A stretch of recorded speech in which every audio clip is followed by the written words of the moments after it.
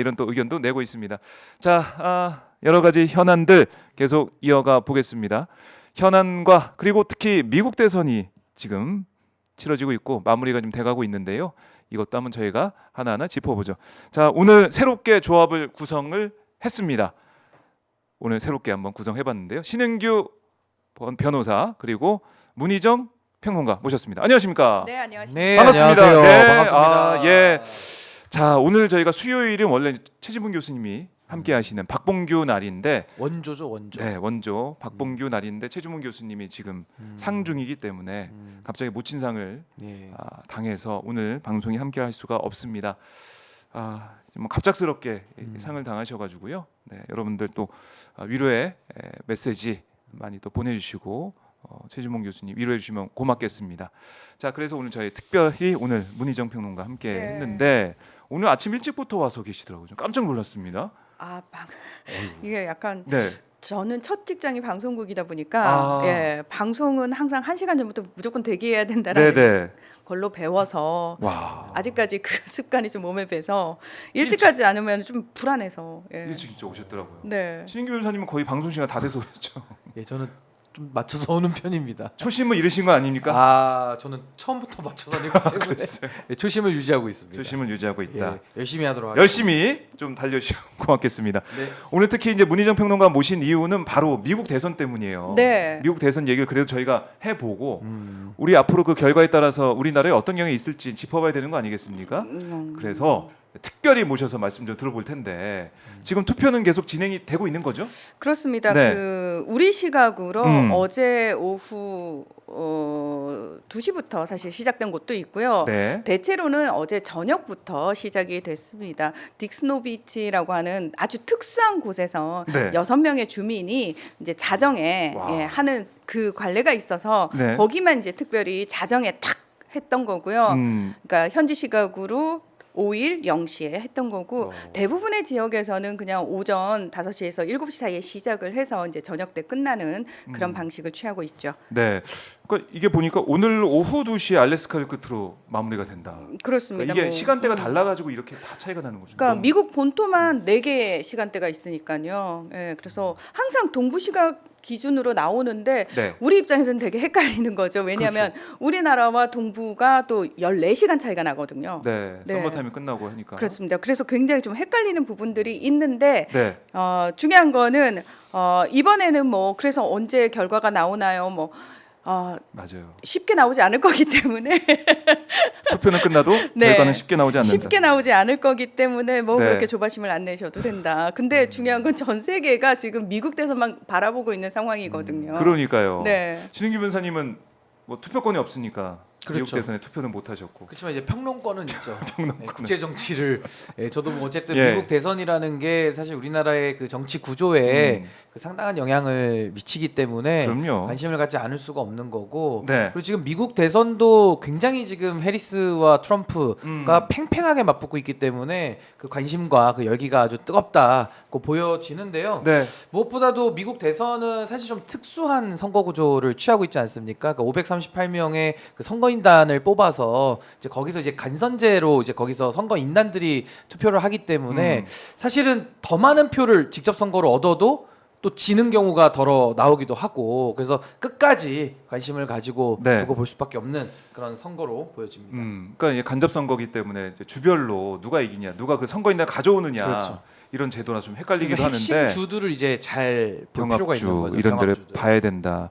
근데 이번엔 특히 이제 미국 대선이 사전 투표율도 높고 네. 열기가 더 뜨거운 것 같아요. 예전보다. 그렇습니다. 이번에는 그 사전 투표에 8,600만 명이 응했다고 그래요. 실질적으로 이제 사전 투표소에 가서 하신 분들이 4,700만 명 정도 되고 예. 우편 투표로 하신 분들이 3,900만 명 정도 되는 건데요. 네. 사실은 미국은 유권자들이 우리나라는 내가 유권자면 집에 공고물 딱 보내주고 어느 투표소로 가서 투표하시면 됩니다라고 굉장히 친절하게 잘 안내를 그럼요. 해드리잖아요. 네. 근데 미국 같은 경우에는 내가 투표를 하고 싶어도 저 투표할 겁니다라고 등록을 했대요. 유권자 등록.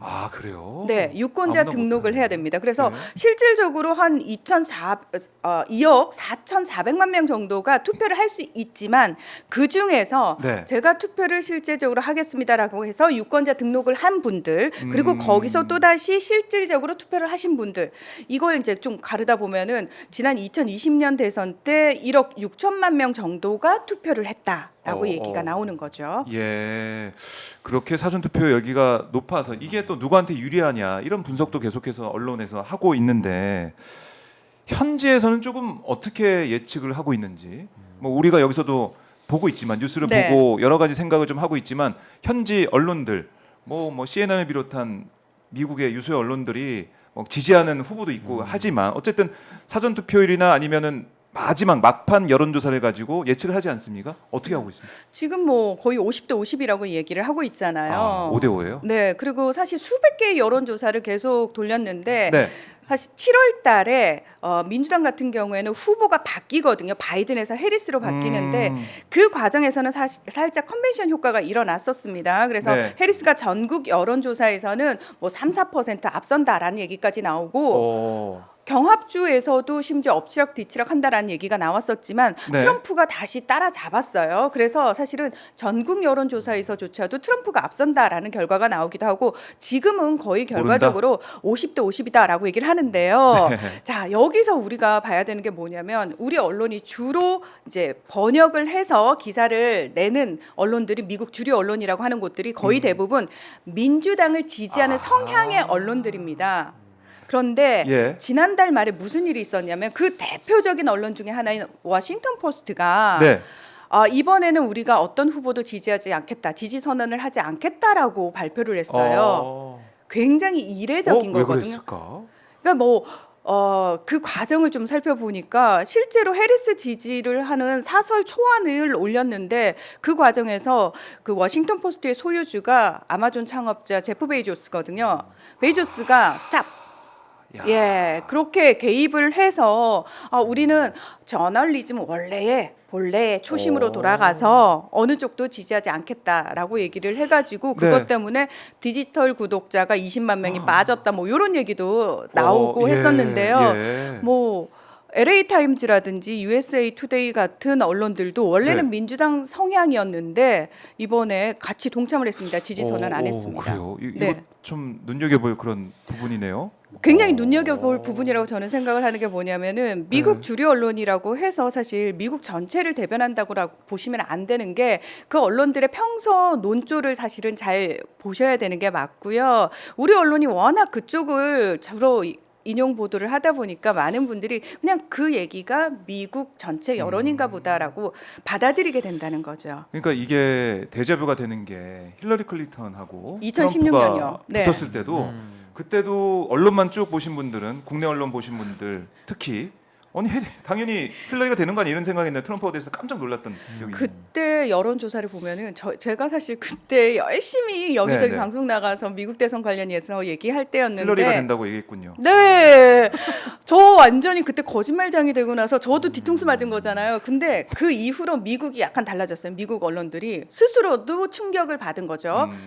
유권자들도 사실은 그 언론의 여론조사 결과를 네. 좀 신뢰하는 게 많이 떨어졌습니다. 그래서 실질적으로 얼마 전에 조사를 했더니 그 언론 보도 얼마나 믿으세요? 그랬더니 한 40% 정도밖에 안 믿는다는 거예요. 불신이 커졌군요. 네, 그게 뭐 SNS에 나오는 얘기 믿는 수준이라고 이야기를 하거든요. 근데 그 시작점이 사실은 2016년 대선이었습니다. 그럴 수 있겠네요. 큰 충격으로 다가왔고 지금 속보 들어온 거 보니까는 미국 대선 첫 출구조사 결과 나왔는데 켄터키주는 트럼프 후보가 이겼고 버몬트주에서는 해리스 후보가 뭐 이긴 것 같다 이렇게 나오고 있어요.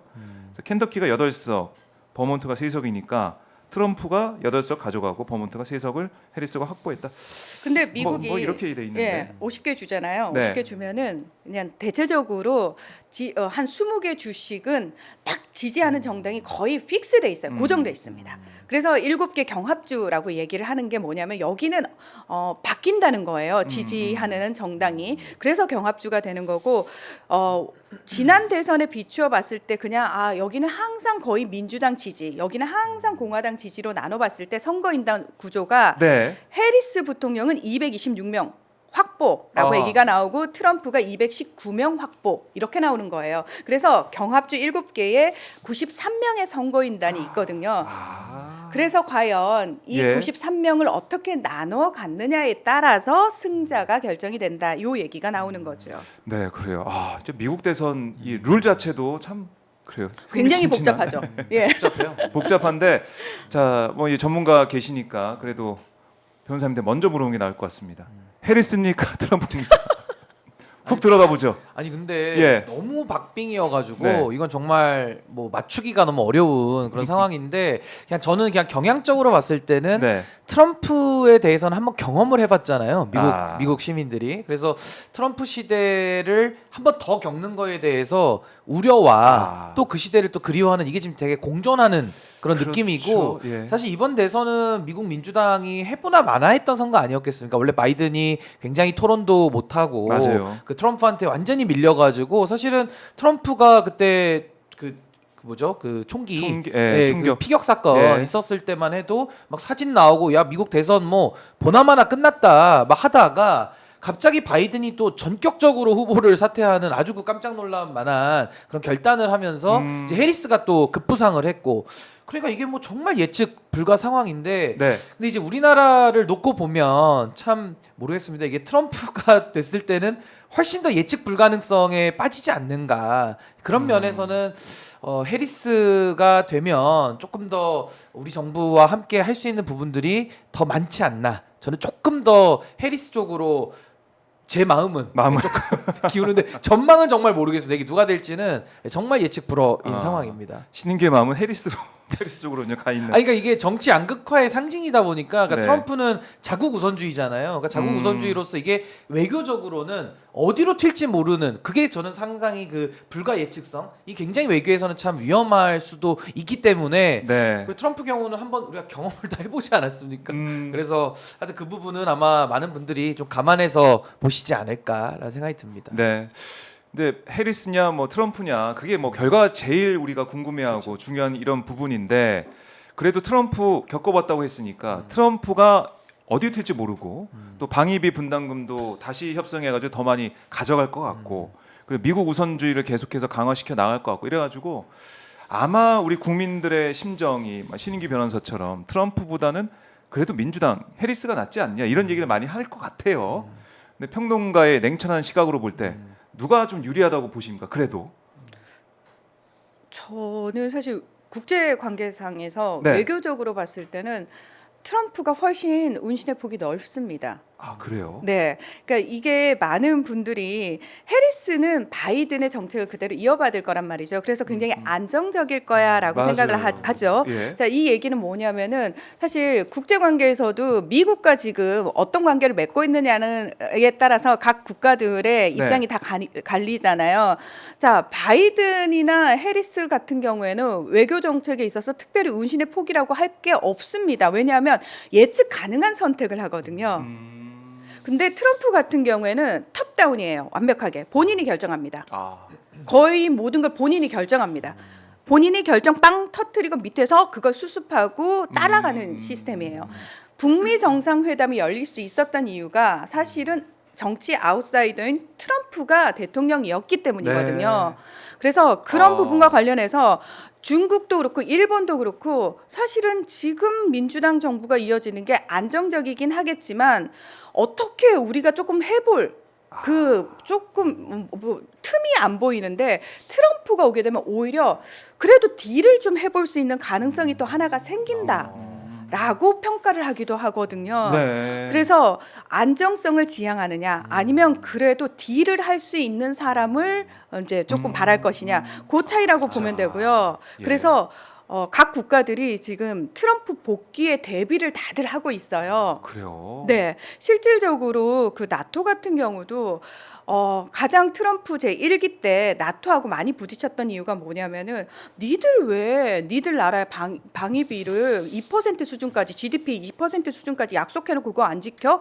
야, 왜 미국이 니들을 지켜줘야 돼? 이런 식으로 굉장히 화를 냈단 말이죠. 그것 때문에 많이 싸웠어요. 그래서 나토가 그동안 민주당 정부 들어왔을 때는 사실 그거 살짝 손 놓고 있었어요. 그런데 트럼프가 다시 복귀할 가능성이 보이니까 우리 나토 사무국장부터 약간 트럼프와 얘기가 되는 사람으로 바꿔야 되는 거 아니야? 네. 이런 얘기부터 시작해서 나토는 계속해서 우리는 트럼프가 돌아와도 동맹에 대한 확고한 의지를 다질 수 있을 거라고 믿는다. 이런 얘기를 계속 흘리고 물밑에서는 그 보수적인 싱크탱크죠. 헤리티지 재단으로부터 굉장히 많은 그 정보나 자료를 네. 얻었다고 그래요. 그리고 트럼프 쪽 인사들과 줄을 닦기 위해서 엄청나게 몇 개월 전부터 전 세계가 사실은 다 노력을 했습니다. 일본도 마찬가지고. 네. 그래서 그 진짜 해리스가 들어오면은 달라질 건 없어요. 아무것도 없습니다. 그런데 트럼프가 오게 되면 예측 불가입니다. 그래서 거기에 대한 대응을 각 국가가 좀 하고 그렇죠. 있는 상황인데 그래서 저는 이 부분에 대해서는 예. 사실 미국 시민들의 선택이니까 우리가 예측은 불가능하죠. 뭐 진짜 트럼프가 될지 해리스가 될지 우리는 다 플랜 A, B를 다 가지고 이제 대응을 해야 되는데 제가 갖고 있는 우려는 뭐냐면은 네.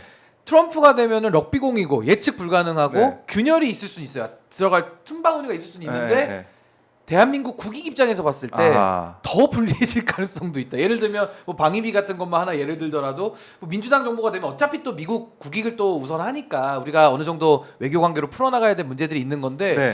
이게 트럼프가 워낙 또 협상의 달인이고 우리 정부를 또 아주 벼랑 끝까지 다 몰아붙여가지고 이게 더 우리 대한민국 국익에서 봤을 때는 오히려 이게 틈을 이용해서 우리가 공간을 열면 좋은데 오히려 반대로 오히려 더 궁지에 몰리는 이런 상황이 되지 않을까 이런 걸 좀 염려하시는 국민들도 많이 있을 거예요. 워낙 트럼프가 그 협상의 달인이다 보니까 좀 그게 걱정이 많이 있는 것 다 같아요. 뜯어간다 우리 거. 그러니까 약간 그런 느낌이죠. 약간. 다 뜯긴다. 그게 워낙, 핵심인데요. 네. 우리 정부의 외교력이 문제라는 거죠. 우리가 외교력이 워낙 약하다 그러니까 보니까 이 윤석열 정부가 지금 모르겠어요. 물 밑에서 뭐라고 하는지 모르겠는데 아무것도 안 하고 있어요. 물 밖에서도 안 하고 그래서 걱정이에요. 물 밑에서도 안 하고 이게 수면 아래에서 아무것도 안 합니다. 아니 여기 비선 좋아하는 정부 아닌가요? 뭔가 비선이 더 있지 않을까? 비선은 좋아하는데 외교 쪽은 네. 비선이 없더라고요. 예. 그냥 김태효 원툴 체제기 때문에 그렇죠. 그렇죠. 위험합니다. 위험해. 예. 그래서- 실세가 그분이시잖아요. 그래서 걱정인 거예요. 그러니까 네. 트럼프 트럼프가 체제에서 되면 그러니까 윤석열은. 대한민국 외교력이 정말 괜찮다, 아주 뛰어나다 이러면 저도 트럼프 체제에서 뭐 비집고 들어갈 공간이 좋다고도 보는데 이 대한민국 외교력이 지금 상당히 아하. 약하다 보니까 걱정되는 거죠. 국민 한 예. 사람으로. 그럼 만약에 트럼프 입장에서는 트럼프가 대통령이 됐어요. 그럼 사실은 우리는 한미 동맹 강화한다고 바이든 때 그렇게 캠프 데이비드 가서 예. 손잡고 난리 노래 났지 부르고 않습니까? 네. 그랬는데- 아메리칸 파이. 그렇죠. 미국 가서 부르고 했었는데 이렇게 좋은 관계니까 트럼프 입장에서는 뭐 좋으니까 좋다라고 넘어갈 수도 있을 것 같은데 그렇지 않겠죠? 트럼프는 그런 사람이 아니에요. 그런 네. 사람은 아니에요. 자, 저는 지금 사실 우리나라도 문제예요. 왜냐하면은 바이든 정부 들어가지고 우리나라에 그러니까 이렇게 제가 표현을 하거든요. 예. 항상 민주당이 우리한테 유리해요, 공화당이 유리해요라고 물어보면은 그냥 앞에서는 머리 쓰다듬으면서 뒤에서 칼 들이미는 쪽이 민주당이고 아하. 그냥 공화당은 대놓고 야 돈 내놔. 자, 피오하네 피오해. 예, 어느 쪽이든 다 한국 입장에서는 늘 뜯기는 입장이다. 그래서 우리 외교력이 정말 중요하다라고 늘 저는 다이렉트로 사실은 말씀을 드리는 부분이 있는데요. 지금 우리가 가장 큰 문제가 뭐냐면 일단 이 정부의 외교력이 없다는 게 가장 큰 문제 맞죠? 예. 네. 근데 사실은 한반도라는 곳이 지정학적으로 굉장히 늘 언제나 전쟁의 위험성이 상존하는 공간 아닙니까? 그래서 한반도 평화 프로세스를 문재인 정부가 굉장히 잘 추진을 했던 건데 저는 걱정이 되는 게 뭐냐면은 지금 북한은 누구를 기다릴 것 같으세요? 트럼프요. 예, 트럼프를 기다리죠. 예, 그건 무슨 얘기냐면은 트럼프가 들어서면은 트럼프와 김정은은 그냥 직접적으로 아하. 대화를 하는 거예요. 그 과정에서 한국은 어떻게 되죠? 완벽하게 배제되고 소외당합니다. 아하. 그러면 한반도 관련 문제를 한국이 전혀 끼어들지 못하는 상황이 벌어진다는 게 더 큰 문제라고 보시면 돼요. 아니 문재인 전 대통령 때는 그때는 우리가 문재인 대통령이 중재자였죠. 예, 중재자 역할을 했었는데 제대로 된 중재자였죠. 근데 어. 그거를 이 정부에서는 이미 북한하고 나를 세우고 있고 북한이 뭐라고 얘기했습니까? 우리 통일 안 한다. 맞아요. 니들대로 살아라. 우리 두 우리대로 국가로. 살 테니까. 네. 제발 우리 건드리지 마라고 얘기까지 했지 않습니까? 근데 트럼프가 사실 이번 선거 유세 야. 과정에서 굉장히 많이 써먹었던 게 뭐냐면은 예. 해리스가 안 되는 이유에 대해서 자 지금 전 세계는 예. 푸틴, 시진핑, 김정은이라는 독재자를 상대해야 되는 게 미국의 대통령이야. 해리스가 그거 할 수 있을 것 같아?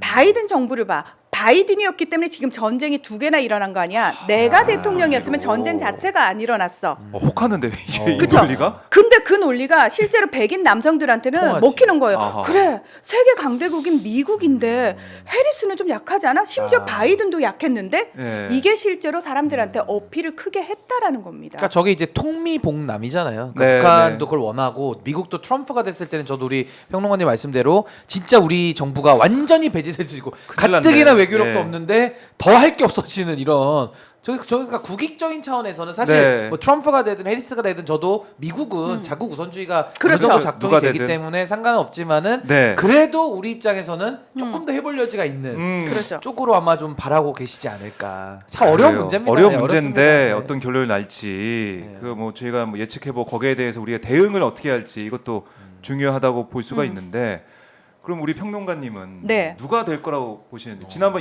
힐러리 예측에서 많이 힘드셨잖아요. 네. 이번 예측을 좀 잘해주세요. 지금 상황에서는 저는 트럼프가 어, 훨씬 그래요? 유리하다고 생각을 합니다. 아니 왜냐하면- 그 뭐 10번 중에 9번 맞힌 어떤 뭐 교수인가 누가 네, 그분은 해리스 된다고 네. 쪽집기를 했던데. 네, 해리스로 갑자기 돌아서셨잖아요. 네. 근데 우리 평론가께서는 네, 저는 트럼프. 트럼프라고. 그러니까 왜냐하면 시장 반응이라든지 국제사회에서 보이는 신호들이 조금 이상합니다. 일단 그 테슬라 주주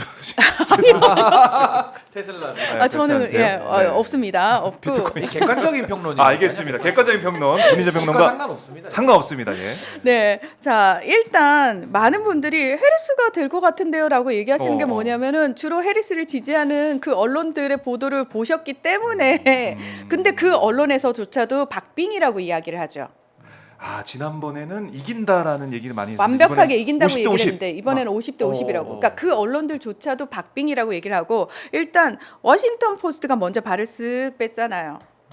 그걸 왜 뺐겠어요? 그리고 예. 공화당의 경선 주자였던 니키 헤일리라는 전 유엔 대사가 있습니다. 이 사람 그 젊은 인도계 여성 분이신데 네. 트럼프 때 유엔 대사 하시던 분이거든요. 근데 이제 본인이 유엔 대사 끝나고 나서 트럼프 내려오고 나니까 막 등에 칼 꽂으면서 욕했던 사람인데 네. 경선 과정에서 굉장히 치열했어요. 이게 나이 너무 많으니까 정신감정 해봐야 돼, 막 이런 얘기까지 했었는데 어이구. 트럼프가 이제 대선 후보로 결정이 되고 나서도 네. 니키 헤일리가 완벽하게 저 트럼프 지지합니다라는 얘기하지 않았어요.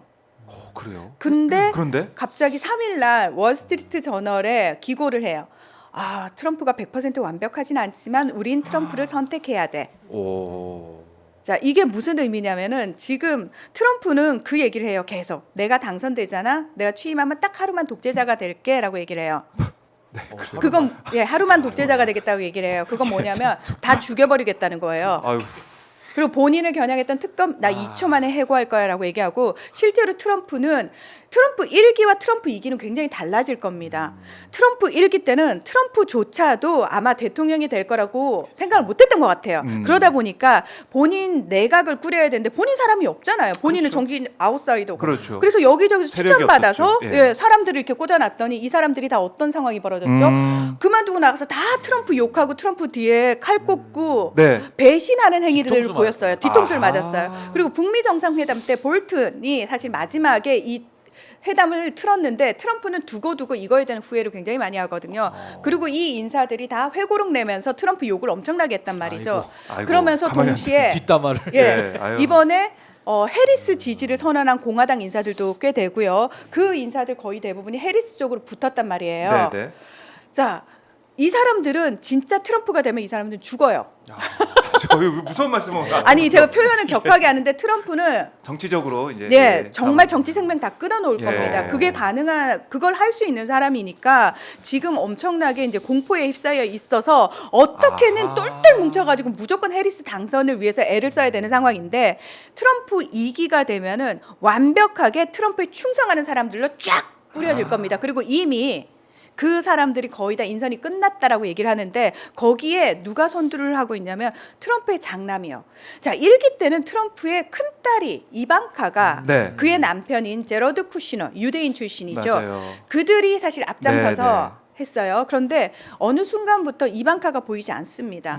그리고 전당대회 때부터 앞에 딱 나서기 시작한 사람이 트럼프 장남이에요. 네. 이건 무슨 얘기냐면 트럼프가 1기 때 되게 많이 했던 얘기가 나는 독재자들이 너무 부럽다고 얘기를 했었거든요. 아이고. 왜냐하면 결정을 본인이 하면 끝나는데 이 민주주의 국가에서는 본인이 결정을 해도 쉽게 안 되니까 그게 답답하다는 거예요. 예. 그래서 굉장히 부럽다는 얘기를 아무렇지도 않게 하고 뭐 트럼프가 그런 얘기하면 트럼프니까 뭐 막말의 대가 욕설의 대가 그런 얘기하는 거 그러면서 트럼프는 안 돼 이런 식으로 이제 우리가 욕했는데 네. 트럼프의 실제 마음속에는 내가 이걸로 약간 일가를 이루고 싶은 마음이 있는 거예요. 그게 처음에는 못 모르고 딸이었는데 딸은 어차피 유대인 남편 쪽으로 들어간단 말이죠. 그러니까 자기 장남을 앞에 내세우고 지금 이번에 같이 부통령 후보 러닝메이트로 네. 뛰는 벤스도 장남이 아버지 이 사람으로 합시다. 그리고 그 내각 인선에도 거의 장남이 지금 앞장서서 하고 있고 중요 회의에는 다 장남이 들어가고 야, 있다는 이거 거예요. 거의 뭐 세습 느낌도 좀 들고 그러니까 그런 것과 관련해 가지고 엄청나게 지금 준비를 다 어허. 하고 있다라는 거죠. 그래서 이런 준비 과정 또 어떻게 분위기라든지 보면 정적이었던 반대자였던 네. 사람도 지지하고 네, 그리고 또 하나가 예. 네타냐후 이스라엘의 네타냐후 총리는 누구를 기다릴까요? 네타냐후 총리, 트럼프 네. 대통령 트럼프를 같은데요? 기다리죠. 왜냐하면 예. 둘이 굉장히 아삼육이 잘 맞거든요. 아이고. 예. 근데 네타냐후와 바이든 행정부가 굉장히 삐걱거렸어요. 맞아요. 바이든이 진짜 경로했다라는 뭐 뉴스가 욕도 나올 하고, 정도로 예. 그렇죠. 네, 이 거짓말장이야, 이 미치광이야 이러고 막 소리를 질렀다는 얘기가 오죽하면 언론으로 튀어나올 정도로 네타냐후와 네. 바이든은 극상이었단 말이에요. 아. 예. 근데 이 네타냐후가 갑자기 5일날, 그러니까 미국 대선이 시작되는 날 뭘 했냐면 국방장관을 잘랐어요. 경질했어요. 저도 그게 참 이해가 안 되는 게 지금 한창 전쟁 중인데 전쟁 중에 장수를 자르는 게 어떤 의미죠? 그게 뭐예요? 어떻게 봐야 자, 돼요?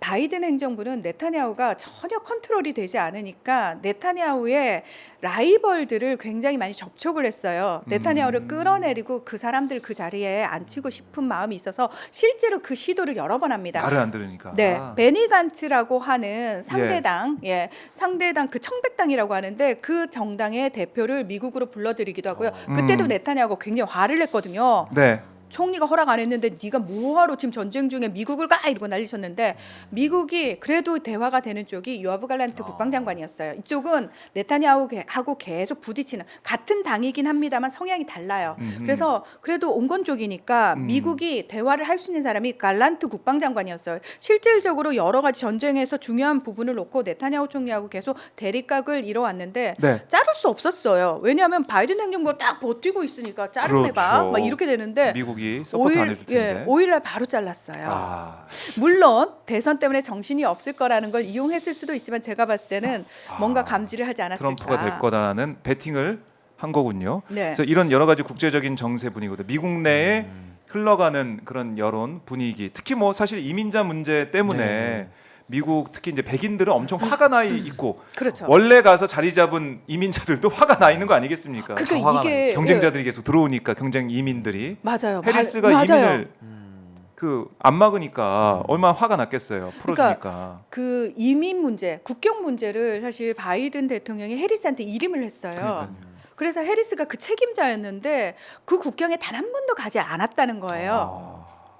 그러니까 이런 해리스가 사실 정당한 경선을 통해서 후보가 된 사람이 아니고 후보를 승계를 했잖아요. 근데 이 승계 과정에서 물론 전직 민주당 출신의 대통령들이 보증을 해주고 주류 언론들이 나서가지고 이 승계가 매끄럽도록 엄청나게 서포팅을 해줍니다. 그래서 마치 해리스 컨벤션이 막 일어나가지고 해리스가 대단한 사람인 것처럼 메이킹은 됐어요. 그래서 후보 승계 과정은 매끄러웠습니다. 비교적. 네. 근데 해리스라는 사람이 세계에서 가장 유명한 부통령이지만 가장 무명인 사람이거든요. 미국인조차도 해리스라는 사람이 누군지를 모른다는 거예요. 그것도 참 신기하더라고요. 네. 대통령인데. 그래서 보통 일반적으로 대선 후보에 대해서 우리가 그러니까 미국 유권자들이 알게 될 때가 경선을 통해서예요. 근데 그 과정이 없었잖아요. 없었으니까. 근데 그러면 불리하네요. 왜 해리스를 했냐? 그 캠프 내 선거 자금을 법적으로 아무런 문제 없이 승계할 수 있는 사람이 해리스였기 때문에 어쩔 수 없는 선택이었다는 거예요. 아하. 그리고 다시 경선을 하기가 시간이 너무 촉박하기도 했고, 맞아요. 네, 그래서 사실은 해리스를 그렇게 올려놓는 데는 성공을 했지만 그 다음부터는 해리스 본인 역량으로 유권자들을 사로잡았어야 되는데 해리스가 보여준 게 없었기 때문에 점점 트럼프의 추격을 허락을 한 거란 말이죠. 아 그래요. 이거 뭐 들을 얘기가 지금 너무나 많은데 어쨌든 해리스가 흑인 아버지에다가 근데 뭐 또 인도계 어머니가 있어서 흑인표도 가져오고 인도표도 가져올 수 있지 않을까 했는데 그것도 아니란 말이에요. 또 검찰 출신이잖아요. 또 검찰 출신. 검찰 출신 싫어하시는데 우리 변호사님.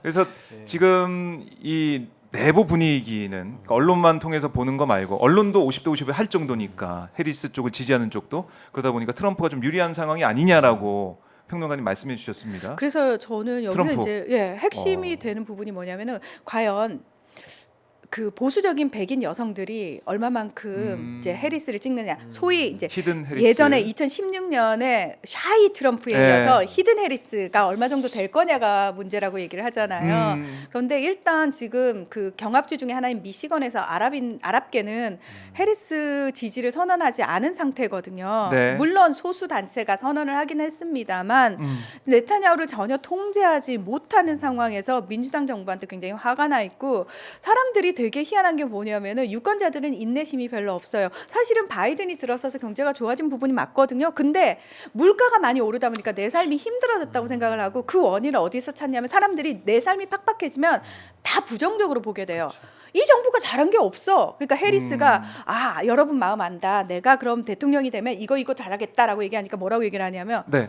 그걸 알면서 지금까지 안 한 거야? 이렇게 된다는 거예요. 그러니까 바이든과 해리스를 이렇게 분리해내지 못한 게 사실은 가장 큰 문제라고 할 수 있고 트럼프가 계속 그 얘기를 하거든요. 어쨌든 본인은 지금 정권을 잡고 있지 않기 때문에 그냥 그럼요. 말만 하면 되잖아요. 그럼요. 내가 취임하잖아? 전쟁 금방 끝내라고 계속 얘기를 하는 거예요. 그러니까 미국이 왜 여러분이 낸 세금으로 상관없는 나라의 전쟁을 지원해야 됩니까? 네. 라는 얘기를 계속하면서 내가 들어오잖아요. 여러분의 세금은 여러분한테 돌려주겠다. 뭐 이런 식의 얘기를 하니까 사람들이 많이 혹한다는 뭔 말을 거죠. 못 하겠어요 지금. 그러니까요. 야당 후보인데. 그러니까요. 본인은 정권을 안 잡고 있으니까요. 아니 근데 이제 저는 조금 생각은 다른 부분이 네. 트럼프가 신인이 아니잖아요. 그러니까 한번 대통령을 했던 사람이기 때문에 과연 다 자유로울 수 있겠느냐. 그러니까 미국의 어떤 뭐 여러 가지 문제들에 대해서 전혀 자유롭지 못한 면이 하나가 있고 네. 저는 그리고 지금 요 대선 국면에서 저는 민주주의의 위기로 인식하는 분들도 많을 것 같아요. 그러니까 트럼프가 됐을 때 뭐 정말 기자회견장에서도 막 CNN 기자들 뭐 설정하고 뭐 나가라 그러고 뭐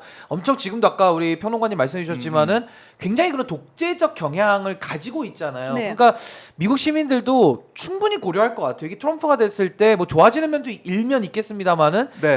이 미국의 민주주의는 정말 더 위기와 수렁으로 빠지는 거 아닌가? 그렇다고 뭐 해리스가 뭐 완벽한 사람은 아니지만 그래도 대화는 되고 뭔가 미국의 정치를 조금 더 바꿀 수 있는 그런 면에서는 오히려 트럼프의 집권을 막아야 된다라는 또 그런 역작용도 많이 작용할 수 있거든요. 그래서 저는 지금 팽팽한 상황 속에서 네. 해리스가 가지고 있는 그런 단점들, 바이든하고 그 디커플링을 하지 못한 이런 면도 있겠습니다만은 민주주의의 위기 그래도, 측면에서는 저는 또 해리스가 여러 가지 비교 우위를 가진 면도 분명히 있다. 네. 저는 그렇게 생각합니다. 자 이건 뭐 결과가 나올 텐데 결과 확정되기까지도 시간이 걸리잖아요, 그렇죠?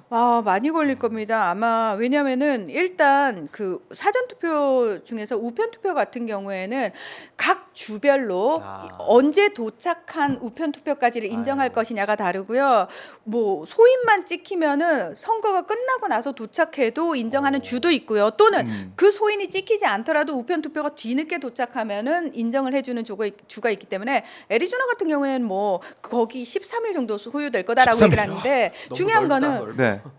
이게 저는 핵심은 그거라고 생각해요. 7개 경합주 중에서 예를 들어서 우리가 그 여론조사를 다 뒤집고 한 사람이 압도적으로 승리하는 모습 보이잖아요. 그러면 금방 의외로 끝날 수도 있어요. 근데 그게 아니라면 여기서 또 다 하나 까봐야 문제, 된다면. 다 까봐야 되면 시간이 꽤 많이 걸리는데 지난 2020년 대선도 4일 지나서 바이든이 승리 선언을 했단 말이죠. 그런데 더 중요한 건 이번에는 트럼프가 만반의 준비를 다 하고 있는 거예요. 미 전역에 걸쳐서 공화당 단체가 90여 건이 넘는 선거와 관련된 소송을 제기를 해놓은 상황이고요. 자, 그다음에 주에 따라서 또 재검표를 할 수 있는 조건들이 있거든요. 할 수 있는 모든 재검표를 다 요구할 거다. 또는 모든 소송을 다 할 거다. 벌써부터 어지럽네. 네, 그래서 사실은 그 얘기를 하는 거예요. 이게 미국인들조차도 이게 선거가 문제가 아니고 이 다음에 우리 어떻게 되는 거야? 아작나는 거 아니야? 이 다음은 진짜 혼란스러울 텐데 이거 어떡하지? 오히려 이 다음을 걱정하는 사람들이 훨씬 많다는 하는 겁니다. 그래요. 이 참 어떤 결과가 나올지 모르겠지만 미국도 참 혼란스러운 상황으로 갈 수밖에 없다라는 거고 트럼프냐 해리스냐 트럼프냐 이 얘기 저희가 뭐 다음 기회에 또 더 해보도록 하겠습니다. 이제 투표가 거의 이제 마무리가 됐기 때문에 또 출구조사 나오고 있기 때문에 이 소식들 속보로 들어오는 대로 계속 전해드리도록 하겠습니다. 자, 미국 얘기 오늘 저희가 좀 많이 했는데 대한민국이 지금 문제입니다. 난립니다. 이거 윤석열 정권에 대한 국민들의 이 목소리 이렇게 커지고 있는데 윤 대통령이 과연 국민의 목소리를 들을 것이냐 이걸 좀 우리가 예측해보고 다뤄봐야 될 것 같은데요. 자, 오늘 신인규 변호사, 문희정 평론가 함께하고 있으니까 여러분들 좋아요부터 한 번씩 눌러주시고 또 구독하시는 분들 구독도 좀 해주시고 응원의 메시지 슈퍼챗도 받고 있고 여러분들 많은 응원 부탁드리겠습니다. 자, 내일 기자회견 우리 신인규 변호사는 어떻게 예상하십니까? 뭐 우선은 네. 기자회견의 배경 자체가 뭐 추경호 원내대표를 만나서 좀 당의 요구를 받아서 대통령이 전격 결정한 것처럼 이제 모양은 잘 잡아놨는데 문제는 네. 이 기자회견을 했을 때 윤석열 대통령이 지금 한두 번 해본 게 아니잖아요.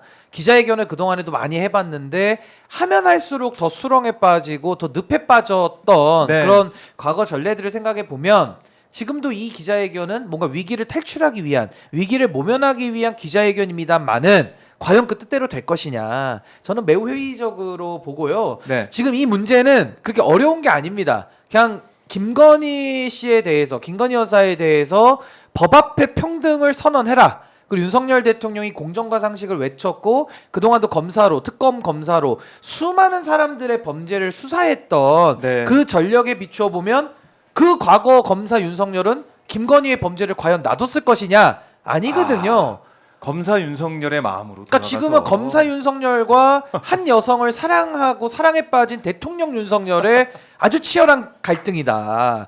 이 이중성 예. 이거를 해결하면 될 일인데 지금까지 윤석열 대통령은 그 기본적인 걸 안 하면서 위기를 스스로 자초했거든요. 그러니까 내일도 뭐 기자회견 좋습니다. 다 좋은데 무제한 기자회견이라고 아 뭐 다 좋아요. 그럼 근데 어떻게 본질이 무제한이 될까? 본질이 밥 먹어야 김건희 되는데. 씨에 대한 특검 그리고 본인에 대한 특검 이걸 받아들일 것이냐 그 선언이 나오지 않는 한은 내일 기자회견에서 무슨 말을 쏟아내도 그냥 공허한 말 내지는 국민들의 분노만을 더 부채질하는 네. 불난집에 기름 껴는 어허. 저는 그런 기자회견이 될 것으로 저는 100% 확신합니다. 100% 100% 확신합니다. 확신합니다. 제가 윤석열 대통령 많이 공부했습니다.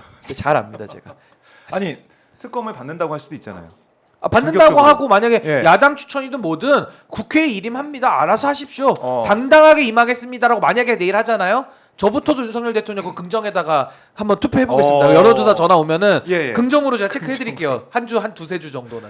아니, 아니, 정말 그렇게 되면 여론을 예. 바꿀 수가 있겠죠. 그 아하. 수사 받으셔야죠. 아니 그러니까 무제한 기자회견 무제한 할 것 네. 없이 그냥 딱 10초만 특검 받겠습니다. 아, 끝. 그러면 조금 멋있어 보일 것 같아요. 그동안의 윤석열과는 너무 다른 모습이라 제가 전파 낭비도 안 박수 하고. 한 10번 치겠습니다. 네. 물개 박수 10번 제가 보내드릴게요. 아니, 만약에 그렇게 한다 그러면 예. 그거 잘한 일이죠. 많이 그렇다 그러면. 음. 근데 절대 그럴 일이 없는 분이죠. 아 그래요. 그럴 사람이면 여기까지 오지도 않았죠. 네. 그러니까 이게 참 우리가 내일 기자회견 기다리면서도 뭐 하나만한 소리 하겠지 들어보나 만한 소리 하겠지 이런 생각을 하게 되는데 저는요 눈 예. 감고 내일 기자회견문 제가 쓸 쓸 수 수도 있어요? 있어요. 눈 감고 써요. 아 진짜로.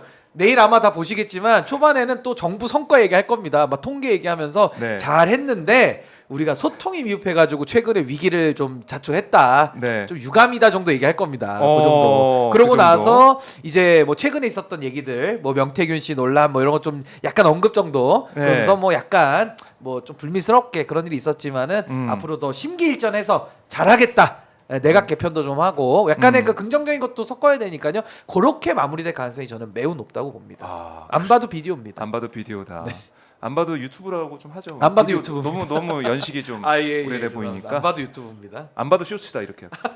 네, 좋습니다. 안 봐도 쇼츠입니다. 안 봐도 쇼츠입니다. 예, 쇼츠입니다. 자 평론가님은 내일 네. 기자회견 어떤 점을 좀 주목을 하고 계십니까? 저는 네. 어디까지 짜고 나올까? 아 누구랑? 예, 기자들하고요. 기자들하고. 왜냐하면은 네. 저 대통령실 출입하는 기자한테 얘기를 들었는데요. 음. 그 좌석 있잖아요. 본인은 그냥 아무데나 앉으면 되는 줄 알고 갔더니 이거 정해져 있다고. 정해져 있다고. 네, 정해져 있다고. 그래서 뒤로 쭉 밀리셨다고. 뭐 다들 아시겠지만 대통령실에 예. 그 기자 그룹이 3개의 그룹으로 나뉘거든요. 세계 그룹. 예. 오마이 뉴스 같은 저희- 경우는 한 세 번째 그룹이 저 있겠네요. 뒤에 예, 그렇죠. 카메라 잘 안 잡히더라고요. 그렇죠. 예, 안 세 보여요. 번째 그룹 정도 되는데 거기는 아예 미리 물어보거나 의향을 물어보거나 또는 함께 하시자라는 얘기조차도 저는 안 하는 걸로 알고 있습니다. 네. 알아서 다 결정해가지고 나와가지고 순서대로 말 그대로 짜고 치는 짜고 치는 짜고 그런 치는. 기자회견. 그래서 저는 도대체 기대 안 하시는군요. 전혀요. 전혀. 네. 아니 왜냐면 지금까지 보셨잖아요. 그렇게 당하고 또 기대하면 그건 바보입니다. 한 번 당하면 한 번 당하면 실수지만 2번 네. 이상 당하면 뭐다 어리석은 겁니다. 우리 정말 국민들을 어리석게 보는 겁니까? 맞아. 그 3번 네. 속으면 바보죠, 바보. 네. 저는 안 속습니다. 안 속아요. 안 속아요. 음. 예. 안 봐도 유튜브다, 쇼츠다 그렇게 봅니다. 그러니까 이분의 캐릭터가 이미 네. 2년 6개월이면요 충분히 계절이 몇 번 바뀌었습니까? 계절이 지금 거의 2번 반 바퀴를 돈 상황 아닙니까? 네. 윤석열의 캐릭터 그리고 윤석열이라고 하는 그분이 가지고 있는 그 공정과 상식의 허구성 이게 충분히 다 입증이 끝난 상황에서 기자회견을 통해서 지금 모면하고자 하는 거 아닙니까? 그 박근혜 대통령도 탄핵당하기 전에 기자회견을 3번 정도 세번 합니다. 했어요. 그 심지어 그때 뭐 펜앤드 마이크인가요? 그 정규재 주필 불러다가 단독 인터뷰도 하고 그렇죠. 막 그런 전례들 우리가 청와대에서. 봤거든요. 근데 오히려 그 박근혜 대통령이 솔직히 얘기해서 네. 윤석열 대통령보다는 훨씬 더 양심적이고 훨씬 더 나은 것 같아요. 탄핵당한 박근혜가 현직 윤석열 대통령보다는 훨씬 양심적이고 훨씬 네. 낫습니다. 어. 상황 판단 능력이. 전 낫다고 봐요. 박근혜 재평가로 제 평가 훨씬 낫습니다. 그때 예. 박근혜 대통령한테는 언론밖에 없었지만 지금 윤석열에게는 검찰과 언론이 검찰. 있죠. 검찰이 그리고 김건희 있어서. 씨가 있죠. 또. 예. 그러니까 의사결정권도 박근혜 대통령 혼자 했잖아요. 특검 받자 야당 추천 왜 못 받냐? 박영수 특검 임명도 했고. 근데 여긴 특검을 못 받아요. 김건희 씨의 또 재가를 받아야 되니까 네. 안 되는 거죠 이게. 더 구조가 어렵습니다. 더 어렵다. 네. 근데 저는 어제 이 대통령실에서 브리핑을 하면서 기자들과 질의응답 과정에서 나왔던 얘기가 김건희 여사 문제 얘기 나오니까 이거 김건희 여사 대외활동 안 한다. 단 외교 의전은 빼고 이런 얘기를 해요. 그러니까 외교 의전은 한다. 해외는 왜냐하면 간다. 이런 대통령 배우자니까 이거는 어쩔 수 없는 거 아니야. 이런 취지의 얘기를 하던데 이게 아마 내일 또 윤 대통령이 기자회견하면서 그 얘기를 할 거란 말입니다. 똑같이 하겠죠. 특검 얘기 안 하고 이 얘기 한다면은 국민들 정말 화가 많이 날 것 같은데요. 아니 뭐 국민들이 화가 나디 말디 언론이 알아서 마사지 잘해줄 건데 뭐가 예. 문제입니까? 여론조사 지지율 따위 나 신경 안 쓰고 가겠다는 거야 이렇게 얘기를 하시는 분이잖아요. 근데 해외 네. 순방 갈 때 꼭 배우자 꼭 같이 가야 됩니까? 이거 법에 정해져 있는 거 어떻습니까? 아니요. 아니에요? 아니요. 네. 예. 그 법에 정해져 있지 정해지지 않죠. 않- 있지 않다. 예. 예. 아니 질 바이든 여사가 항상 바이든 대통령과 같이 다니던가요? 아니잖아요. 그렇네요. 예. 미국만 봐도 그거 아니잖아요. 그렇죠. 그리고 아랍의 정상들 보면은 배우자와 같이 오는 경우가 있던가요? 사실 못본것 같아요. 예, 거의 드물게 보셨죠. 네. 그러니까 이게 꼭 그 정해져 있는 게 아니고 그리고 우리가 헷갈리면 안 돼요. 네. 윤석열 대통령이 외교를 하기 위해서 김건희 여사가 따라가는 게 아닙니다. 그럼요. 아하. 김건희 여사가 외국에 나가고 싶으니까 외교적 그 행사를 만드는 겁니다. 이벤트를. 예. 뭐 생각도 못 합니까? 생각은 자유인데요. 제 생각을 압수수색 하실 겁니까? 예. 대통령실이 이벤트 회사도 아니고 여보 사랑해 해외 버전으로 각 국가별 나 버전 이번에는 네덜란드 가고 싶어요. 풍차 보고 싶어요. 예. 그런 걸로 가고. 나 이번에는 독일 가고 싶네. 예. 소세지 이렇게. 먹고 싶고. 그렇네요. 네, 아이고. 네. 이번에는 에이펙이 페루, 네. 그다음에 G20이 브라질 이렇게. 그래요. 네. 중남미도 쌈바 한번 가야죠. 나 중남미 한번 가보고 싶어요. 거기 평생에 진짜 뭐. 가보기 어려운 곳이에요, 사실은. 그러니까요. 24시간 걸리고 그냥 비행기 타면. 근데 저는요 그 의전과 외교만 이제 하고 나머지 다 안 하겠다 예. 지금 이런 취지잖아요. 이제 맞아요. 마포대교 안 가겠다 이제 이런 거거든요. 맞아요. 예. 근데 원래 안 가야 돼요 마포대교는 원래 가면 안 되는 거고. 그 저는 그게 너무 기분 나쁜 게 뭐냐면 예. 당연히 해야 되는 거에 대해서 그래 그거 한 번쯤 검토해 줄게. 예. 제2부속실도 원래 있었어야 되는 건데 저희가 그치, 없애놓고 설치를 검토해 볼게요라고 얘기해놓고 몇 개월 있다가 장소가 설치할게, 없어요, 장소가. 설치할게. 아니 무슨 국민들을 바보로 그렇네. 하는 것도 아니고. 근데 그 죄의 대가와 죄의 벌과 그걸 바꿀 수 있는 등가 교환이 안 되는 거를 가지고 자꾸 거래를 시도하니까 답답한 거고. 네. 저는요 해외 순방이나 의전 할 수 있다고 봐요. 근데 문제는 매일 365일 해외에 나가 있는 건 아니잖아요. 그러면 국내에 체류하는 일이 더 많다면 그럼 김건희 씨는 수사 받아야죠. 국내에 있을 때. 아니 그러고 나서 뭐 예를 들어 불가피하게 해외 일정과 겹칠 때는 뭐 조사 기간도 연기할 수 있겠지만은 네. 왜 검찰청이 안 나갑니까? 왜 김건희만 제3의 장소에서 검사가 자기 핸드폰을 피의자한테 주고 수사받는 경우가 전 세계 문명 국가에서 있습니까? 터질까봐 폭탄. 아니 검사 핸드폰을 맡기고 아니 김건희 씨 자기 핸드폰을 내놔야지. 그렇게 문자와 통화를 많이 하신 분인데 네. 전화를 얼마나 낼름낼름 많이 걸었습니까? 주변 인사들한테 전화 안 건 데가 없잖아요 지금. 그렇죠. 그러니까 이게 아예 기본이 안 돼 있기 때문에 저는 해외 외교 의전 받으라 이겁니다. 그거 받을 수 있어요. 근데 365일 밖에 나가는 게 아니라면 네. 국내에 있을 때는 검찰 조사실에 가야죠. 서울중앙지검장 앞에 나가야 되지 않겠습니까? 근데 그건 안 하겠다? 근데 해외 외교와 의전만 받겠다? 이건 안 되죠. 이거는 용납이 안 되는 거죠. 혼나야죠, 이거는. 100번 양보해서 대통령 배우자기 때문에 가서 할 수 네. 있는데 네. 그건 거의 한다고 책임을 치더라도 하고 해야지. 그쵸. 아니 숙제는 하고 게임해야지. 애들이 게임만 하면 엄마가 가만히 있습니까? 집에 불벼락 떨어지지?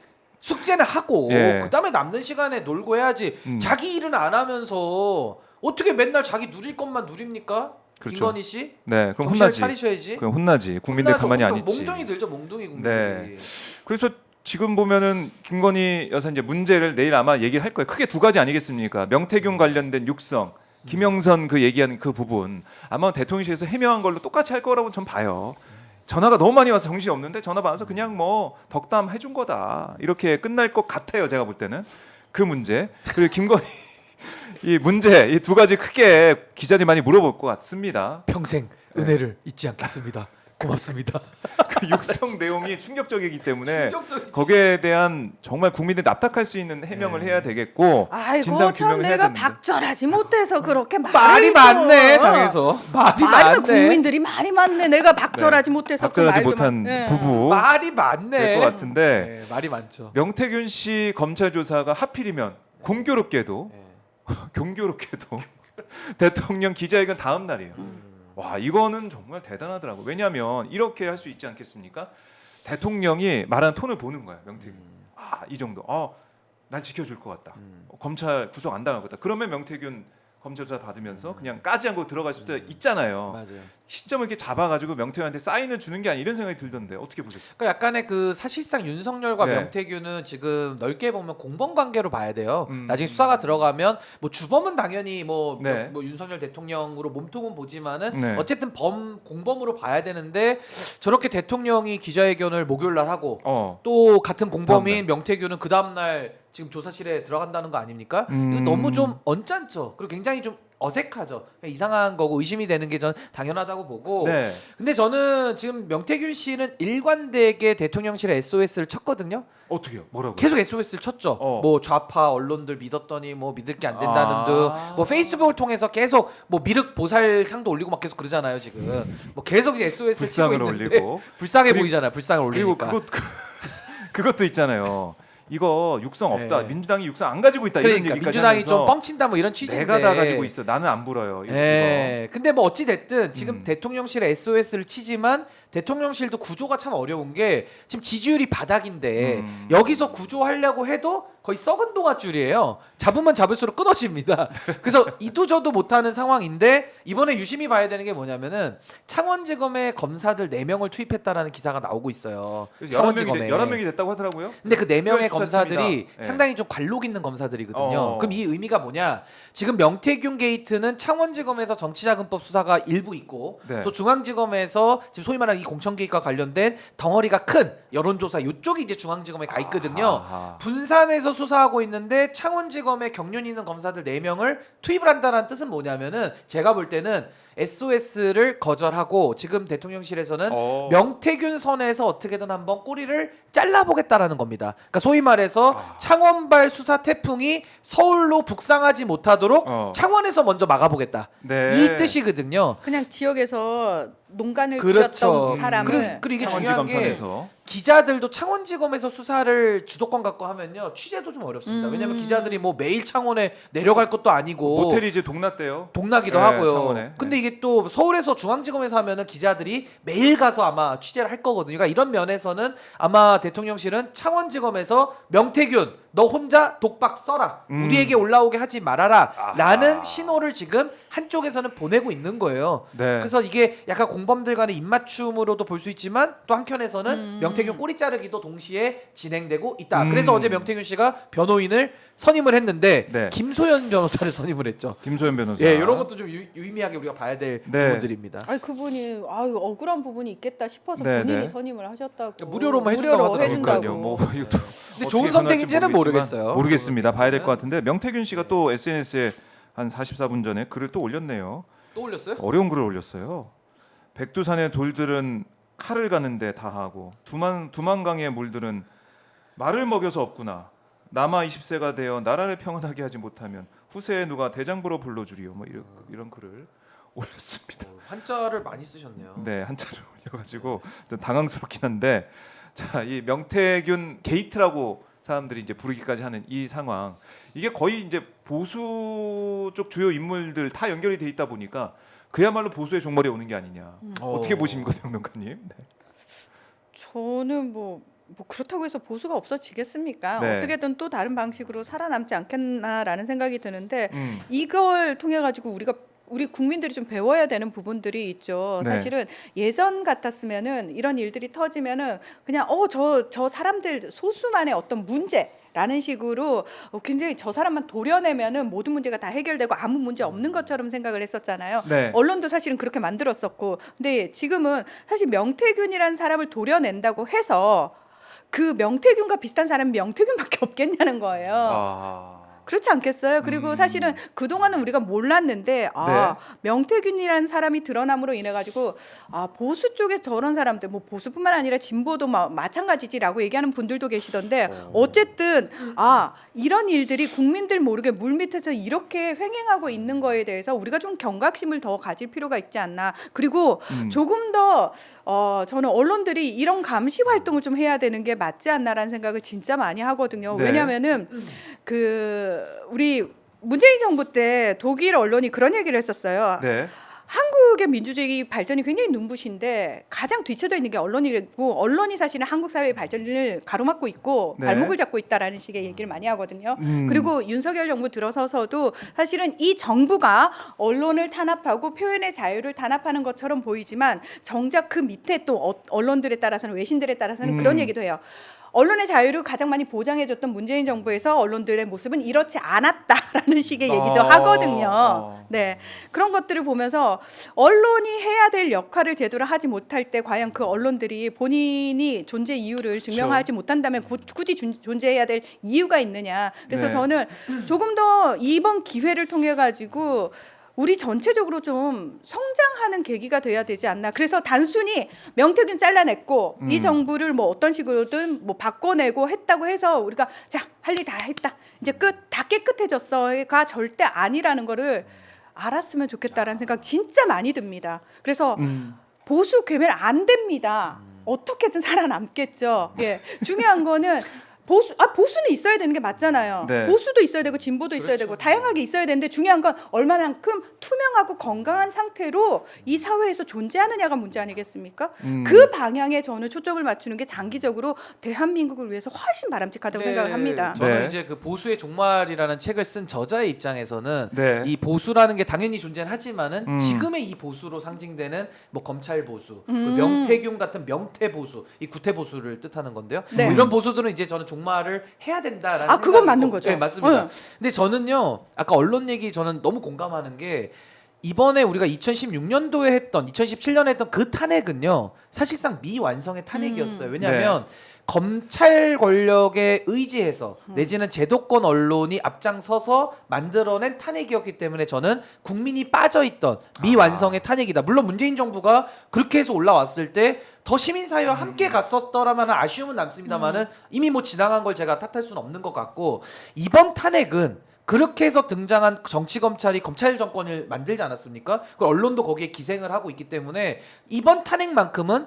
저는 검찰이나 제도권 언론에 의지하지 않은 명실상부한 국민 주권주의를 회복하는 국민이 함께하는 탄핵이 돼야 된다. 전 그렇게 생각해서 이번 탄핵은 저는 완성형 탄핵으로 가야 된다. 그 중심에는 우리 오마이TV 같은 이런 유튜브 언론이라든지 정말 네. 시민사회가 참여하는, 국민들이 참여하는 힘으로써 저는 이 윤석열 정권을 완성형 탄핵으로 끝을 내야 된다. 그렇게 된다면 말씀하신 대로 명태균을 포함한 여러 문제들과 한계들을 이번에는 좀 씻어내면서 좀 새로운 나라를 여는 그 시작점이 또 될 수도 있지 않을까? 아주 일말의 좀 희망과 기대도 좀 가져봅니다. 그래서 우리 오마이TV의 사명이 저는 굉장히 좀 크다 이렇게 네. 생각합니다. 알겠습니다. 완성형 결론은 탄핵이기 때문에. 오마이 TV가 잘해야 된다. 잘해야 된다. 그걸로- 완성형 탄핵으로 가야 됩니다. 알겠습니다. 열심히 네. 잘하겠습니다.